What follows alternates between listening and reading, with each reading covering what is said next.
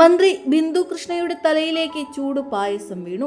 കൊല്ലം ഡിപ്പോയിൽ സംഘടിപ്പിച്ച പ്രിയദർശിനി ഉദ്ഘാടന ചടങ്ങുകൾക്ക് പിന്നാലെയുള്ള ഔദ്യോഗിക ബസ് യാത്രയ്ക്കിടെ മന്ത്രിയുടെ തലയിലേക്ക് തിളയ്ക്കുന്ന ചൂട് പായസം മറിഞ്ഞു വീഴുകയായിരുന്നു.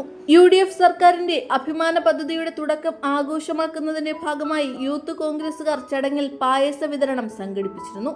ഉദ്ഘാടന ബസ്സിനുള്ളിൽ വെച്ച് ജനപ്രതിനിധികൾക്കും യാത്രക്കാർക്കും പായസം വിതരണം ചെയ്യുന്നതിനിടെയാണ് വൻ അബദ്ധം സംഭവിച്ചത്. കയ്യിലുണ്ടായിരുന്ന ചൂട് പായസം അപ്രതീക്ഷിതമായി മന്ത്രി ബിന്ദു കൃഷ്ണയുടെ തലയിലേക്ക് മറിയുകയായിരുന്നു.